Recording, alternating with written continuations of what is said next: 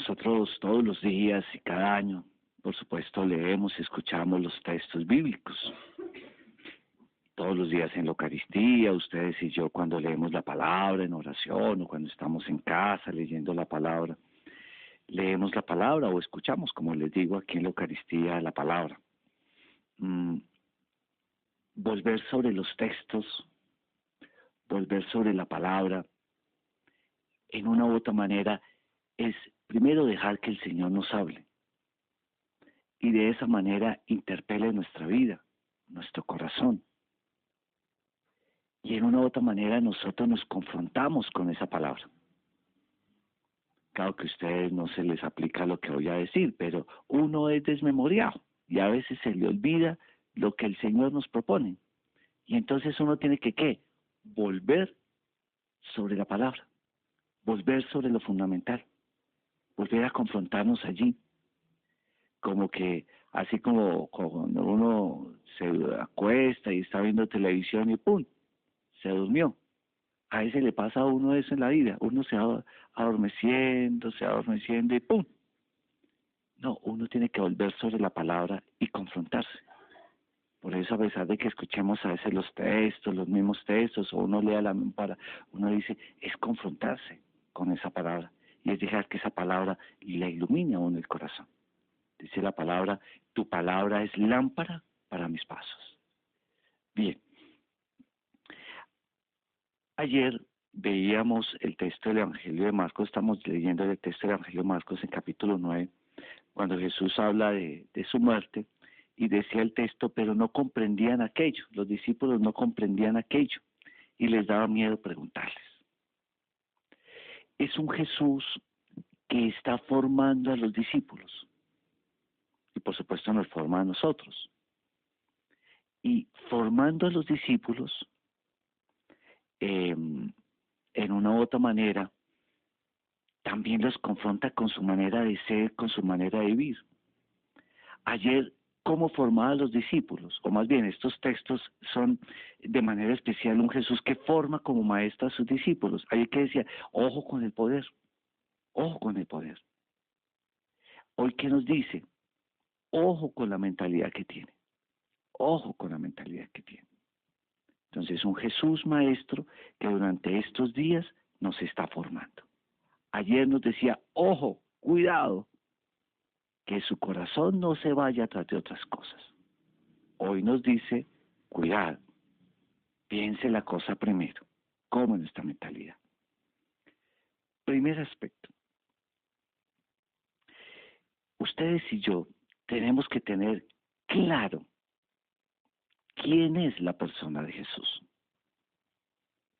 ¿Qué significa, por tanto, Jesús para mí? Yo tengo que tenerlo claro. Cuando yo digo, yo tengo que tenerlo claro, es que dentro de nosotros no debe surgir o dudas o angustias.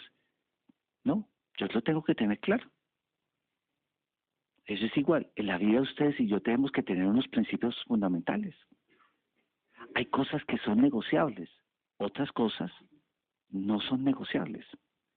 Claro que en nuestro país como que muchas cosas, no, yo creo que casi todo es negociable, pero bueno, en fin, no nos metamos en esos problemas.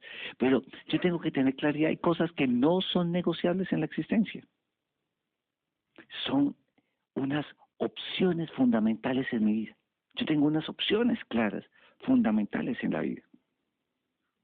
Y entonces, ante esas opciones fundamentales, yo tengo que tener claro quién es la persona de Jesús. ¿Qué significa la persona de Jesús para mí? Yo tengo que tener claro qué significa ese mensaje de Jesús, la propuesta de Jesús para mi vida. Yo lo tengo que tener claro. Ese es el punto de partida, la claridad, lo que significa la persona de Jesús para mí. También yo tengo que tener claro qué significa ser católico, qué significa pertenecer a la iglesia. Yo lo tengo que tener claro. Hago un paréntesis. Cuando yo no tengo las cosas claras, cuando yo medio el sí pero no, Pues imagínense, yo soy casado. Y entonces, como que las cosas sí, pero no, pues cuando vea pasar cualquier sardina por ahí, pues yo le voy a echar el piropo, y si ella me dice que si me pica también el ojo, pues ahí nos enredamos los dos. No, yo tengo que tener claridad en qué cuento ando yo. Y yo tengo que tener claridad que yo soy un hombre casado. Y tengo que tenerlo claro. No sé si soy claro. Ser claro. Primer aspecto. La comprensión que tengamos del buen Jesús, la comprensión de su mensaje, lo que significa su mensaje, la comprensión de ser católico. Tengo que tenerlo claro para mi vida, definido. Tengo que definir eso en mi existencia. Segundo, y es como el contraste. A lo largo de la historia de la raza humana, el ser humano ha tenido una tendencia a caer a veces en mentalidades sectarias. Es decir, encerrarnos nosotros en nuestras comprensiones, en lo que nosotros creemos, y al encerrarnos nos volvemos impermeables. Es decir, nada ni nadie, ni Dios con su poder, como dice, puede que transformarnos el pensamiento. Nada ni nadie. Y entonces, ¿qué sucede cuando caemos en esa mentalidad sectaria de las cosas? ¿Qué sucede? ¿Qué pasa? ¿Qué acontece? Pues destruimos, nos destruimos. ¿Por qué? Porque nos creemos los Ku Klux Klan de los salvados, o el Ku Klux Klan de los salvados. Consideramos que lo nuestro es la verdad y lo demás, mentiras. Esa es la mentalidad sectaria. Entonces, mire, aquí y en muchos países, por no decir en todos, esas mentalidades sectarias han matado a más de uno. Porque creemos que nuestra ideología, nuestros pensamientos, nuestras comprensiones son la verdad. No, no es así. Si yo me abstraigo, digámoslo de esta manera, de lo religioso, pues la verdad la vamos construyendo todos. La verdad está en un proceso de ¿qué? De construcción. Si yo me abstraigo, por supuesto, si yo soy religioso, bueno, la palabra del Señor para mí es la verdad, es la revelación del Señor. Pero yo no puedo tener una mentalidad sectaria, porque esa mentalidad sectaria destruye, me impide ver la realidad, porque me encerré, en mi estructura mental me encerré, nos encerramos, seguimos un líder y entonces nos volvemos fanáticos de los planteamientos de la persona y destruimos. Y uno se rasga las vestiduras por lo que sucede en tantos países, pues sí, pero también sucede por aquí. También sucede por aquí, porque no es solo mentalidad sectaria en lo religioso, no en lo ideológico, también. Y nos volvemos fanáticos en lo ideológico. ¿O qué fue la violencia en Colombia? Unos cuantos liberales matando a unos cuantos conservadores matando a unos cuantos liberales. Y nos sacudían el trapito rojo y el trapito azul. ¿Y quiénes eran? Pues una mano de campesinos ahí que se mataban contra otros. No sé si me hago entender. Y entonces uno le iba donde el campesinito y le decía, ole caray, ¿cuál es el planteamiento filosófico del pensamiento liberal? Ellos que iban a saber de esa vaina, por favor, bobos que eran.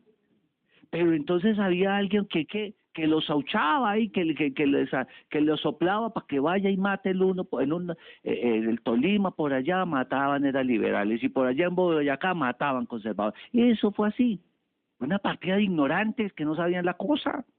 Gracias a Dios ustedes y yo no vivimos esa época de la violencia, porque todos tenemos 15 años aquí. Pero vayan y miren esa violencia en Colombia bárbara. Usted dice, eso fue en esa época. ¿Qué? Hoy también. Cojan a un ponquero, muchacho del punk, y póngalo con un emo y póngalo también ahí con o unos cuantos grupitos y póngalos ahí con unos cuantos cabezas rapadas. A ver qué pasa. A ver qué pasa. Pues se armó la de Troya.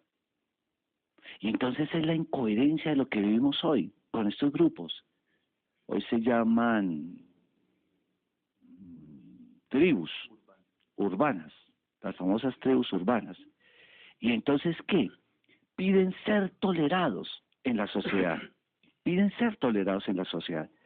Pero a veces no hay cosas más intolerantes que estas mismas tribus urbanas que piden que ser tolerantes, ser toleradas. No sé si me estoy haciendo entender. Es eso, son una mentalidad sectaria, donde no cabe la diferencia o donde no cabe el otro, donde yo soy el poseedor de la verdad. Es decir, eso ha pululado a lo largo de la historia. Mire esas matanzas a veces en China por todos estos movimientos sectarios. La década de los 20, 30, 40. Terrible. Mire lo que hace ISIS con los cristianos. Es decir, es por todo lado. O a veces estos movimientos religiosos cristianos que dicen, no, es que usted está equivocado, es que usted es un idólatra, venga para acá, que nosotros sí le tenemos la batalla de religión. Es eso, mentalidad sectaria. Mentalidad sectaria. Bien. Entonces, primero les decía, yo tengo que tener comprensión, claridad respecto a lo que yo creo y en dónde estoy. Segundo, no puedo ignorar que existe una realidad social. Y a veces esas realidades sociales surgen o son manejadas o responden a qué? A una mentalidad sectaria. Tercero, ¿qué nos dice el buen Jesús para terminar? Miren, tengan una mentalidad amplia. Porque ustedes tengan claridad de dónde están y estén convencidos que eso no los enceguezca, que eso no los vuelva ciegos, que eso a ustedes no les cierre el corazón. Ustedes y yo tenemos que aprender a hacer que con mentalidad abierta. A mí casi no me gusta esa palabra tolerar, pero no me gusta ya mucho, por eso casi no la utilizo. Porque es que se ha viciado. Entonces, cuando una palabra se está viciando, eso es igual que la palabra paz, eso ya se vició. Eso es igual que la palabra amor, eso ya se vició. Por eso hay que saberlos manejar esas palabras. Entonces, yo tengo que tener una mentalidad amplia, porque yo tenga claridad de lo que yo creo, pues eso no me impide ver que Dios obra en otras realidades y que también el otro, desde su comprensión, desde una ética, por supuesto, puede construir la sociedad y puede ayudar a construir la sociedad y que todos podemos contribuir. Todos podemos construir esta sociedad a la cual el Señor nos está llamando a construir. Porque yo reconozca que independientemente dentro de la Iglesia Católica, independientemente, Dios obra en otras realidades, eso no significa que yo me cierre a eso, o al contrario, que yo me vuelva un sancocho ahí religioso, ¿no? No, un sincretismo religioso, como Dios obra en todo lado, entonces un sincretismo religioso. Entonces soy también budista y soy Mahoma y al mismo tiempo voy a la misa y al mismo tiempo voy al culto y eso parece que es igual. No, un momentico. No, claridad de lo que yo soy. Pero la claridad y lo convencido que yo sea, que tenga con la persona de Jesús, no me impide que yo me cierre a otras realidades. Pero yo creo que la humanidad no ha entendido eso. Yo creo que nosotros los seres humanos no hemos entendido. O volvemos y nos convertimos en un sincretismo religioso, vuelvo y digo. Lo mismo va a ir al culto que que a una terapia de yoga, que a una misa, eso da lo mismo. Y si no voy, pues lo mismo da. Lo mismo da. O lo contrario. Arrasamos, matamos y destruimos. Y somos tan atrevidos llegar a decir que estos se salvan y estos no se salvan. Somos muy atrevidos en este mundo. Muy atrevidos. Entonces, si le quitamos el papel de Dios para definir eso, pidámosle al Señor que nos ayude. Primero, a tener claridad y estar convencidos de nuestra fe. Porque esa es la otra ambigüedad. Mire, a nosotros los católicos nos falta a veces un tricito más de identidad cristiana. De identidad cristiana, de identidad con el mensaje y de identidad con la institución que se llama iglesia. Nos falta un tricito. Entonces, que nos dé claridad, que estemos convencidos de nuestra fe. Que yo esté convencido de lo que creo. Ese es el punto de partida, que yo esté convencido. Pero ese convencimiento que no me lleve a mí a tener una mentalidad sectaria. Al contrario, apertura de corazón. Gloria al Padre, al Hijo, al Espíritu Santo.